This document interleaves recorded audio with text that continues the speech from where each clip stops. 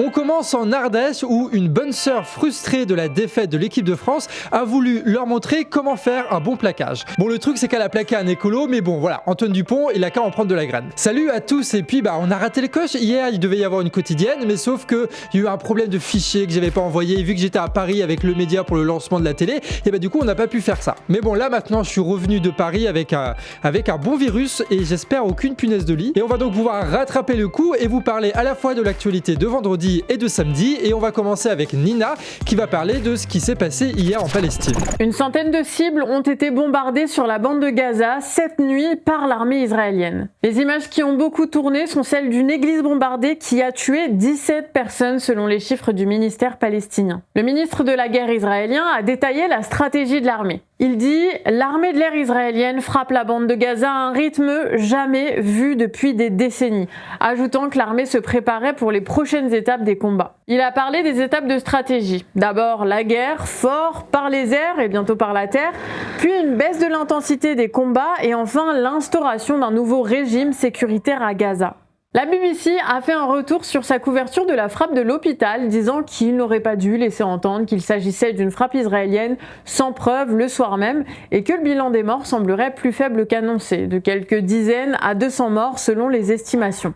Du côté d'Al Jazeera, c'est clair, il s'agit de tirs israéliens, dont un missile qui a explosé à côté de l'hôpital et dont un débris a frappé le parking de l'hôpital. Bien sûr, on vous met toutes les sources en description.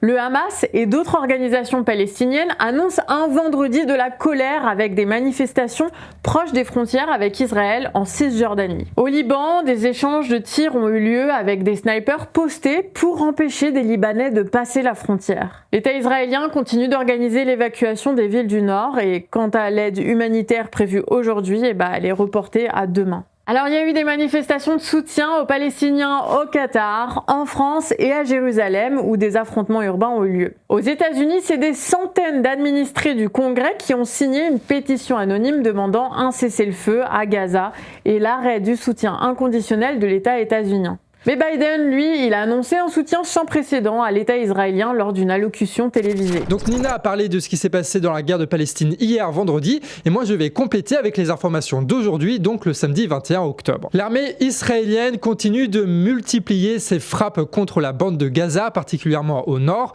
avec des images qui sont très nombreuses et qui deviennent presque habituelles, alors que le compte des morts palestiniens, d'après le gouvernement palestinien, s'élève à 4000 depuis le 7 octobre, dont 17 membres de l'ONU.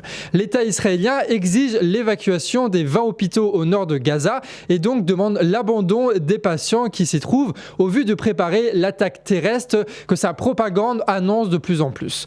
Une pétition en Israël demande d'ailleurs l'arrêt de cette évacuation d'un hôpital, s'apparentant à un nouveau crime de guerre. D'après la propagande du Hamas, des tracts ont été balancés par l'armée israélienne au nord de Gaza pour prévenir la population que toute personne refusant d'aller vers le sud sera considérée comme un terroriste. En tout, c'est 700 000 Gazaouis qui auraient déjà fui vers le sud. Dans le sud de Gaza, au niveau de la frontière avec l'Égypte, il commence à y avoir au compte-gouttes des camions humanitaires qui traversent la frontière suite à un accord trouvé entre l'État égyptien, états-unien et israélien. L'aide doit être limitée en quantité et doit être distribuée qu'au sud de la bande de Gaza pour pousser les déplacements de population des Gazaouis du nord. Des volontaires israéliens de Sderot, une ville israélienne proche de la bande de Gaza et régulièrement bombardée par le Hamas, dénoncent eux un manque de prise en charge par l'État israélien dans les blessés et dans la distribution des biens essentiels. Au niveau des réseaux sociaux, l'Union européenne lance une enquête contre Facebook et TikTok pour lutter contre la désinformation qui ne serait pas approuvée par la propagande officielle, et Twitter aussi est visé. La guerre permet donc un choc qui est utilisé ensuite par les États pour renforcer leur contrôle dans la société. Au niveau international, un sommet de l'ONU s'est tenu au Caire où l'organisation a répété que l'attaque du Hamas du 7 octobre ne peut pas justifier des punitions collectives contre l'entièreté du peuple palestinien. Au Liban, les tensions montent et les morts s'accumulent. L'administration états-unienne prévient par contre que l'armée israélienne ne doit pas faire de frappe préventive au risque d'emmener avec elle l'État israélien et l'État iranien dans une guerre régionale. Niveau manifestation, elle s'organise quotidiennement un petit peu partout dans le monde, comme ici au Caire ou encore ces images impressionnantes à Londres. En France, nous avons aussi de très belles images de manifestations, comme ici à Paris ou ici à Lyon.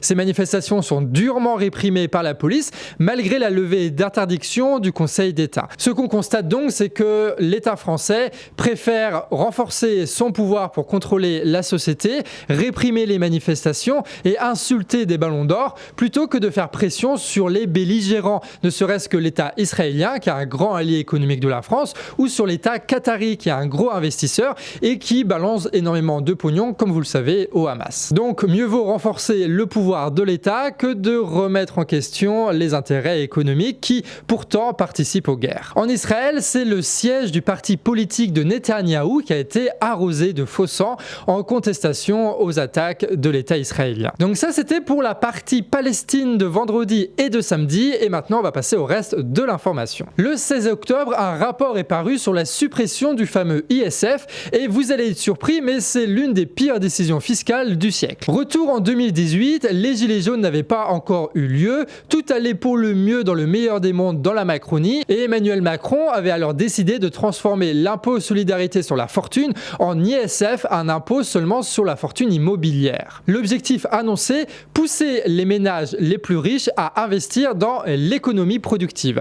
Et en fait, on sait aujourd'hui que c'est un flop absolu. Les riches ont économisé 4,5 milliards d'euros par an, ce qui représente autant de pertes pour les finances publiques et donc pour les services publics. En même temps, c'est logique, puisqu'on est passé de 360 000 ménages redevables à l'ISF à seulement 133 000 redevables à l'IFI dès 2018. Et ça plaît tellement aux riches qu'ils reviennent en France, mais vu qu'ils payent beaucoup moins d'impôts, au final, on perd beaucoup d'argent au niveau de l'État. Surtout que cette transformation a sûrement coûté plus cher que les chiffres qu'on vient d'avancer. Comment ça se fait ? Les dons des associations ont dégringolé avec le retrait de l'ISF, les ménages les plus riches n'ayant plus besoin de faire de l'optimisation fiscale avec des dons défiscalisés. C'est l'un des éléments qui peut expliquer la crise traversée par les Restos du Cœur en ce moment. Bref, tout ce manque à gagner pour les associations doit être compensé d'une façon ou d'une autre, soit par plus de misère, soit par plus de subventions par l'État et les collectivités. Une partie de la Macronie regrette sûrement un peu ses erreurs du passé,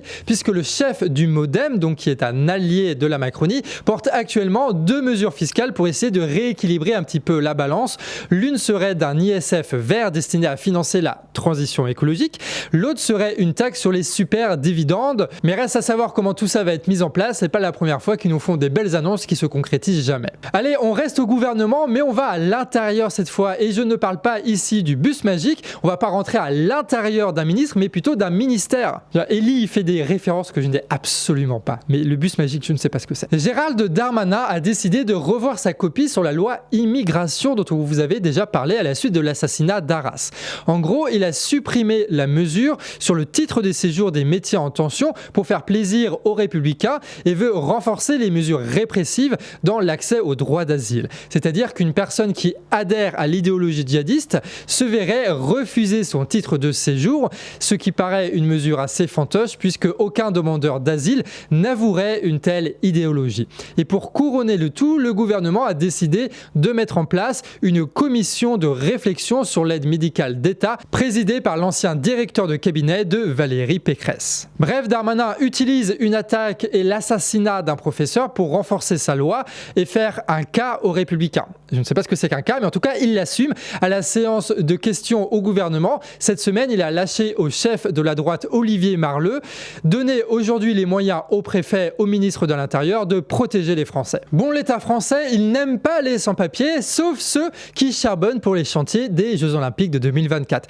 Bah oui, c'est pas cher, et d'ailleurs, nous aussi, on devrait y penser aux canards réfractaires. Au lieu d'avoir à payer une dizaine de personnes avec des dons Tipeee et compagnie, là, ce serait beaucoup plus rentable. On te met quand même le lien du Tipeee au cas où, si tu veux nous financer. Bref, les ouvriers sans-papiers des chantiers des Jeux Olympiques se sont mis en grève mardi, preuve qu'ils s'intègrent bien à la culture française. L'objectif est d'obtenir leur régularisation et donc d'avoir des vrais contrats de travail avec des heures payées à un salaire légal. Au total, en Île-de-France, ce sont 800 personnes qui se sont mises en grève pour être régularisées.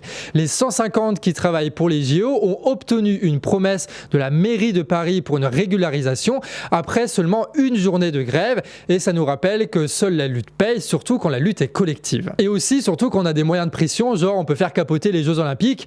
Voilà, ça fonctionne plutôt bien dans cette circonstance-là. Pour les 650 autres personnes sans papier qui travaillent dans 35 différentes structures, il n'y a pas encore de promesse de régularisation, d'autant que la préfecture de Paris a démenti toute promesse promesse faite par la mairie de Paris. Donc petit conflit là entre les deux instances.